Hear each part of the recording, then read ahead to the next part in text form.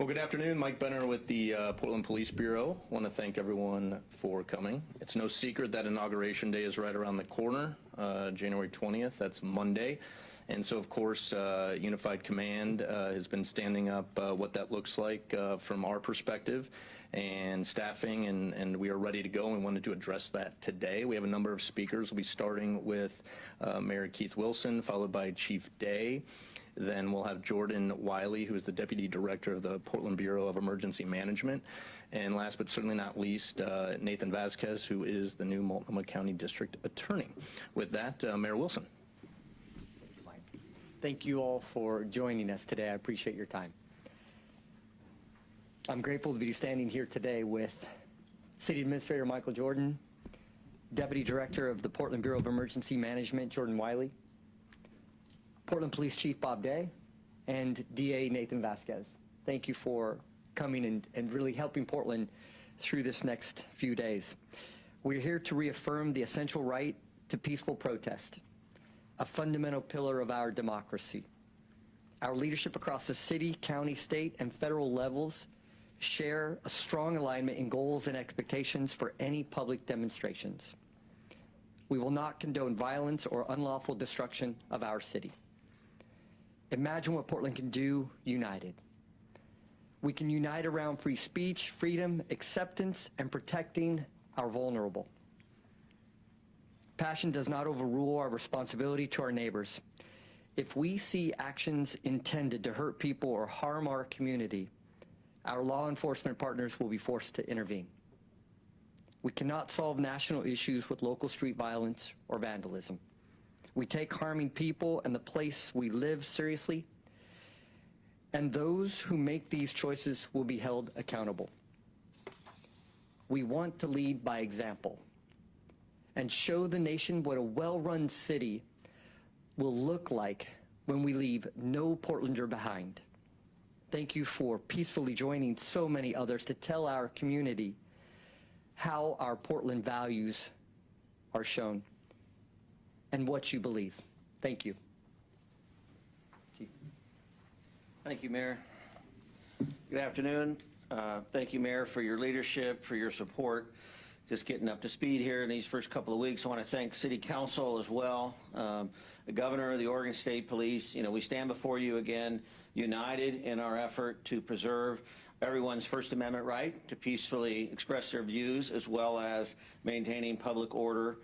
We're going to do so, of course, in conjunction with a lot of partners, many of whom I cannot name specifically, but as Mike mentioned at the beginning, our Unified Command, which includes the Fire Bureau, the Police Bureau, and the Bureau of Emergency Management.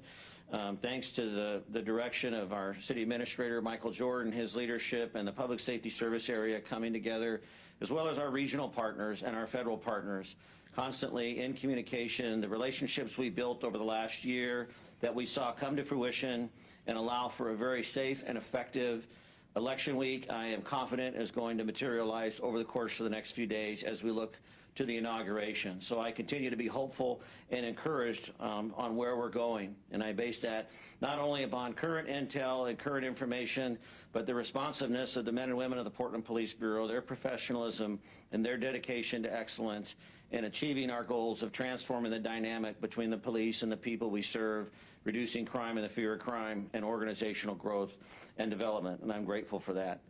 We are monitoring several different aspects of the intelligence community, working with our federal and local partners, obviously relying upon open source information, and there are a handful of events that have been identified over the course of the weekend and into the first of the week. So we will be out doing our outreach. We've been meeting with groups that are posting online their intent to protest or demonstrate.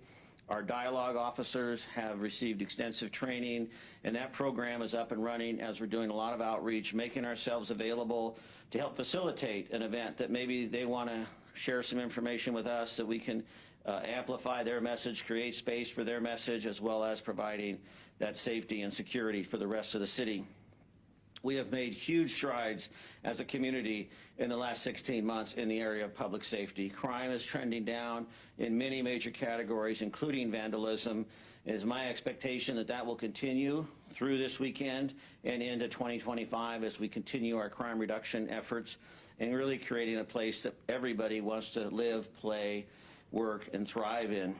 It would not be I would be remiss if I did not recognize that the inauguration this weekend is held over the celebration of a great civil rights leader, Martin Luther King. And I recently finished one of his books called Why We Can't Wait. It was written in 1964, and it's a reflection on the Birmingham campaign that occurred in 1963. And we have really no better example in our nation's history of a man who understood the power of nonviolence and the power to bring about change. And when he went to Birmingham in 1963, probably the most segregated community in our country at the time, led by, of course, Sheriff Bull Connor, the notorious racist sheriff, King required anybody who participated in the movement to sign a pledge. And that pledge had 10 points to it. I'm not going to read all 10. But he required they sign a pledge. And some of those points are reflected. One of them is, remember always that the nonviolent movement in Birmingham seeks justice and reconciliation, not victory.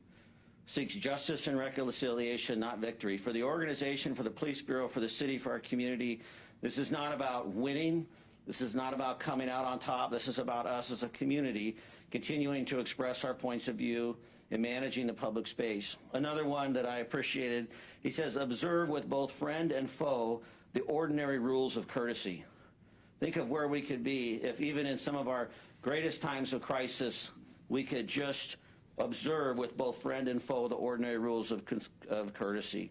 And finally, one of the other points, he says, refrain from the violence of fist, tongue, or heart. Fist, tongue, or heart.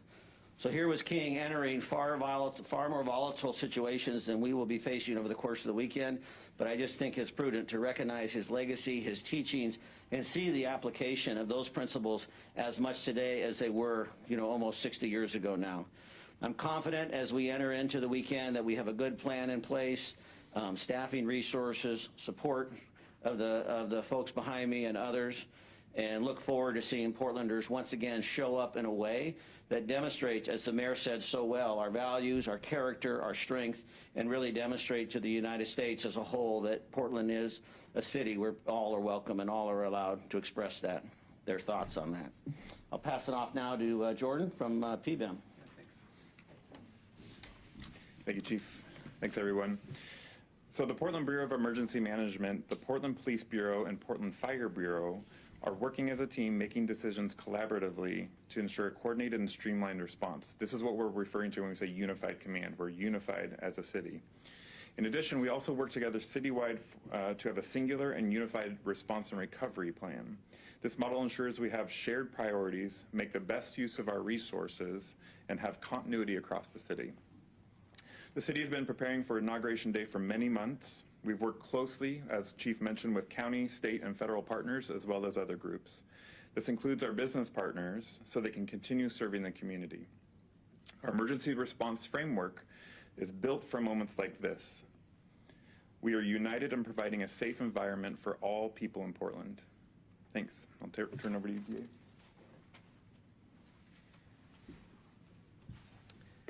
We've heard quite a bit already, so I'm going to be very direct and brief. Let me be clear, the right to protest does not include the right to vandalize buildings, break windows, or hurt people. If you break the law during these events, you will be prosecuted, period. I want to thank the hardworking officers and deputies and employees of the City of Portland and the Sheriff's Office and everyone else that's been working so hard to keep our city safe and our county safe. I'm pleased that after our presidential election, we saw an immense amount of collaboration, and what we saw was a very peaceful election time here in our county. I believe that happened in large part because of the collaboration among the various agencies, departments, and this community. So we can certainly support free speech, and we want to see peaceful protest, but we will not tolerate in any respect destruction of property or hurting people or interfering with other people's right to peacefully assemble and protest. The people in this county, they have a right to express their thoughts and their feelings when they want and where they want, but that does not include creating fear for others, demonstrations that are violent and destroy property. If that occurs, those individuals will be prosecuted. Thank you. All right, thank you, DA. We'll have some time for Q&A. If you just want to state your name and who you'd like to ask a question to, we'd appreciate that. We'll start with Shelby from K2. Thank you. I have a question for Chief Bob Day. We didn't really see any protests after the election, so are you guys doing anything differently when it comes to Inauguration weekend? So we had a few demonstrations over the course of the election week. You know, they were small in number and size, but we did have a few. I was out with our dialogue officers for a gathering in front of City Hall one particular night. What we've actually taken the very similar playbook in terms of staffing, in terms of resources, but we also are mindful of the fact that, you know, our officers are already heavily taxed and performing at a high level. We're aware of the fiscal challenges of mandating overtime and work.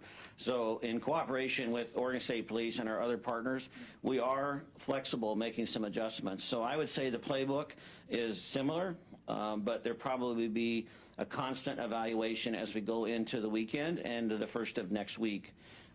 We will not just be, you know, sitting around. As I mentioned, this is a very important weekend for our community, for our nation, as we honor Dr. King. So we'll be participating in various, you know, events and being seen and visible in a way that's, you know, outreach oriented, and then adjusting as we go. But essentially, having the entire organization as well as some of our regional partners available to respond is still on the table. Chief, just to follow, what's your information that you're getting right now compared to an election night when there really wasn't an expectation of much happening that night? What about now? Yeah, I don't know. I think we have about 3 or 4 events identified at this point. It's very fluid. Some have dropped off, some have popped up. You know, as I said, we're engaging always on the front end, doing outreach, seeing if we can gather more information. And, you know, essentially each one, we triage each one based upon what we know from history, based upon how it's being responded to in the social media space, and based upon their responsiveness to us and their willingness to collaborate or work with us. So I can't give you a specific, you know, threat level because of that fluidity, but know that, you know, we're taking each one very seriously and hopeful that, you know, we'll be able to assist them in managing them as they go. What's the involvement of federal officers and OSP? Well, OSP, who we've done tons of work with, from, you know, our downtown bike squads to previous public order events, they'll be here in a support role. I've had a great conversation with Superintendent Cotting. I know that the mayor has had conversations with the governor. She has voiced her support. So they'll be here available, much like they were during election week if we have a public order event. But we intend to, and speaking with Superintendent Cotting, we intend to join with them and us to be seen in the community as, you know, an outreach effort, not a heavy enforcement effort, particularly on Monday, where we're going to try and do some outreach around MLK Day. In terms of our federal partners, we work closely with the FBI and others with a reliance upon intelligence information. There is no ask or request for any kind of you know, public order policing. They don't anticipate that. It's good to remember that the Federal Protective Service, which is the uniform component that provides public safety services to the federal buildings, for example, the Gus Solomon, there's about a handful of those uniformed officers, and we're a federal facility to be threatened or they were to meet a need of assistance, we would respond and help them. But there's no outreach on our part for federal involvement in any of the public order or policing events. You talked about the fluidity of the events that you've overheard of, but are there areas of the city where activity may be concentrated, and would you be deploying officers there proactively? Yes, well, two things. Short answer is yes and yes. Downtown is, you know, typically the most visible area of the city that we see these events occur. I think it's just, you know, the space, the environment, all of that, the attention given to it. We know that some of these events will be happening in other places. And we saw during election week, I don't know if this is the case for inauguration weekend, so don't quote me, but we know during election week there was an event that were at Revolution Hall. There's some others in, inner southeast.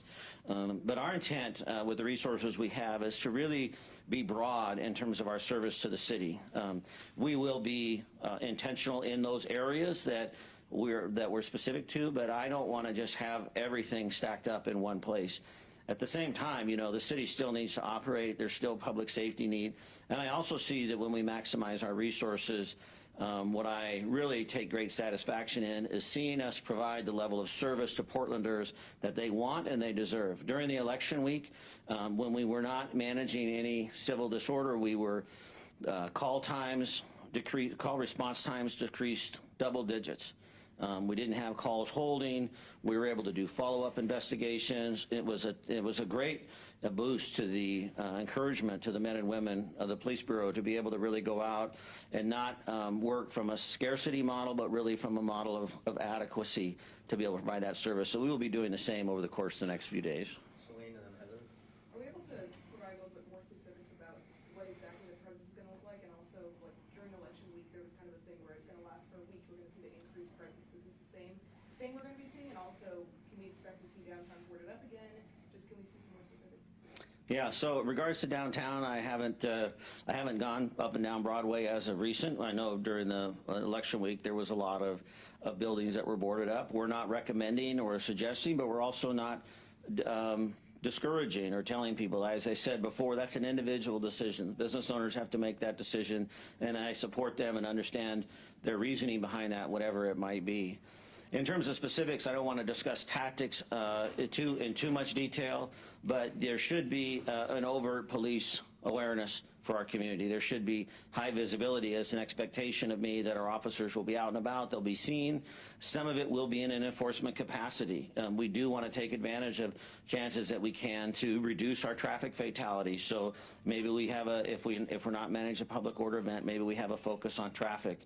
We continue to emphasize getting people into deflection and making sure we're emphasizing our outreach to people that are steeped in addiction. And so maybe there's an opportunity for us to use some of these resources to get more people connected to services. So those kind of things would definitely be on the table in addition to any public order situation we had to manage. Do you have the timeline for how long we're going to see the high visibility? I would probably say through the first of next week. I don't want to be specific, but we do have some information about events on Tuesday, so I'm anticipating through the first of next week. How does the planning and response this year, this weekend, compare to previous inaugurations? Well, I wasn't here for some of the previous inaugurations. Well, no, actually, I guess they happen every 4 years. I can't use that excuse. I always say I'm new here, but they happen every 4 years, so I actually was here for a few of those. I would say what sets this time period apart, and it really goes back to the work we did in 2024, and what's demonstrated today is really the unity and the collaboration. And it sounds almost trite to say it because we've been saying it so much, but in my 30-plus years of service at the Police Bureau and 35 years of connection with the city of Portland in some way or another, it just brings me a great source of encouragement to know that we're not standing alone. PPB is not isolated in this effort, that there is a literal unified voice with clear expectations. It doesn't mean that we're always in agreement, but knowing that as an organization, as a city, as a state, we're standing together with some basic principles is really encouraging. And I think that is a model I'm hoping that we continue to build on. And, really the excitement about this press conference for me today is we're actually replicating it, right? It wasn't just one and done in November. We're actually replicating it. We have some challenges ahead of us around public safety. We probably have some challenges ahead of us around public order. We really don't know how the next 4 years are going to shake out and what some of the challenges might be. And, under the mayor's leadership, under Michael's leadership, the city administrator, to be able to come out in the first 2 weeks and say, hey, we're still building upon the successes of 24, I think that's something worth celebrating. And we're not doing that just because of us. I want to emphasize not only the men and women that do the work every day, but the community has responded. I hear from Portlanders every day their desire to have Portland be seen as a city that's thriving. And this is just another opportunity to demonstrate that. But would you say that the response, that the prep is not unique, but new this year? This seems like a much more unified command, the unified show of force, if you will, seems different than 4 years ago. Absolutely. But, but it's based upon the fact that, we're not doing it alone. I mean, for so many years and throughout my career, I mean, PPB would be standing at this podium by themselves. And, to be able to stand here, so it is unique, but it's come with a great deal of intentionality. This stuff doesn't just happen, because we think about it. It has been a great deal of intentionality, and it's still a work in progress. I mean, we're still trying to figure it out as we go, but I have a lot of confidence in the direction we're in. Yeah, question for District Attorney. What do you see is going to be different when it comes to prosecutions compared to back in 2017? The public really was shocked at how few people who did such extensive damage to the city were actually prosecuted. Do you see things being different? Well, I mean, 2017 versus, I mean, I can certainly talk to 2016 when I was a line prosecutor and I handled many of those cases and we prosecuted them and held people accountable. In 2020, we saw some differences, there was a different administration then. But under this administration, you're going to see a very dedicated effort. We are working hand in hand with PPB and with the Sheriff's Office, and we are going to hold people accountable. There's no policy in place. There's nothing that's restraining us from enforcing the law the way it's written. I have another question for Chief Day. We were talking with residents today, and several people, the majority of people told us that they feel like the unrest, the kind of unrest that we're thinking of, has gone down in the past few years. And in fact, a couple of people mentioned feeling apprehensive knowing that there would be extra patrols on the street this week. What is your response to that? Yeah, I mean, definitely during the election week, we saw, a far different response, I mean, obviously, than we saw, 4 years ago. And I certainly understand some of the apprehension people share with their experience with law enforcement. We cannot deny the history, whether it be here in the city of Portland or, across the country. But this really is a priority of mine. And I've said many times, and I've said it here, we cannot not believe our experience. And those experiences and those beliefs are real. I don't want to dismiss those, but I'm committed as the chief of police to create space for us to be able to explore our humanity in a different way, in non-enforcement, non-chaotic, non-high-stress situations. And weekends like this allow for that. The lack of staffing and the lack of ability to get out of just this chasing our tail mode really hinders us from developing those relationships and maybe changing those points of view. And maybe we don't change them to the point of where we're in agreement, but at least we have a level of understanding and a certain level of expectation. That is so core to safety and security, is that we have at least a sense of legitimacy to the process. And so weekends like this, we do staff in anticipation of, because we do want to, we have history that shows that we are at risk. But going forward, it's evolving all the time. As I said, we're making adjustments this week as compared to election week. Election week, we made adjustments. We had booked out 5 days. Yeah, we booked out 7 days, and 4 or 5 days in, we decreased our staffing, released resources, changed the mode. So, there's nothing here there's a playbook for. We're really building it as we're going. Chief, just like operational questions, you said that you would have a heightened presence to the first of next week. What do you mean? Like, how many days is that? And I know during election week, forgive me if you said this, officers work 12 hours shifts. Are they going to be doing that? At this point, so the first question about in terms of, I don't want to give specifics into next week because I'm not really sure what those dates are going to be. So I'm just saying, the first of next week. It'll definitely be through Monday and Tuesday. It could be longer. Right now, officers, I believe, are working their regular 10-hour shifts. We didn't require 12-hour shifts, so we'll be using 10-hour shifts. That's just an attempt to relieve some of the stress and the demand on their time. There's also, a fiscal responsibility there that we're trying to manage. So both of those, but 10-hour shifts, like I said, high visibility presence. We're also really trying to make sure that we're providing, adequate breaks and time for folks so we don't have people out that are tired making poor decisions. Are you guys recommending just for the public to maybe stay inside more on that day? Like you said, it's also we're going to be celebrating Martin Luther King Day. Do you have any recommendations for the public? And also, kind of another part to that, back in 2017, obviously there was a lot of people that were out, thousands. Bridges got shut down because of protesters. Are Are you seeing that maybe that doesn't have to happen this time because of now you have this unified command and more resources, or are you still kind of on the lookout for potentially shutting down bridges, thousands of people? Yeah. What's your message to that?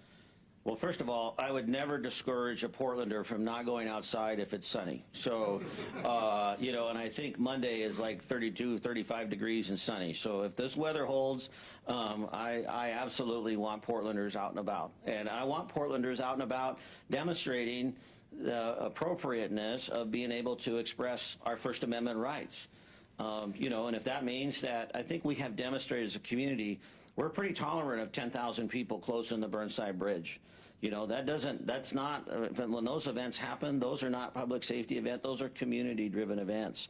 And so I welcome that kind of community leadership, that kind of community organizing. I think it sends a really strong message statewide, nationally, but I want to echo the mayor's comments, you know, that we do it in a way that reflects our Portland values, that reflects to the world, like, hey, this is how it's done. You can have strongly held beliefs. You can be in disagreement with whether it be national or local opinions. But as a community, we have found a way to express that, and it makes sense, it's safe for everyone, it's clear, and the message actually gets heard and allowed to be acted upon. I go back to Dr. King's comments. I mean, that's where his effectiveness came from. Birmingham changed the course of the civil rights movement. The events that came out of Birmingham literally galvanized the North and changed the civil rights movement. And he literally said, I don't want you to be a part of this if you can't agree to these 10 principles. We good? Thanks, Mike. Great. I just want to say thank you to all of you for showing up, because we can't share our message with the community without you. Thank you to everyone behind me. And then just also just logistics and some background. Our communications team at PBB will be working closely with Incident Command throughout the coming days, and so with help from some communication partners as well, but we'll be messaging out as we see fit and appropriate. So you can expect to hear from us in the coming days. With that, thank you and enjoy the rest of this sunny day. Thanks for all you do.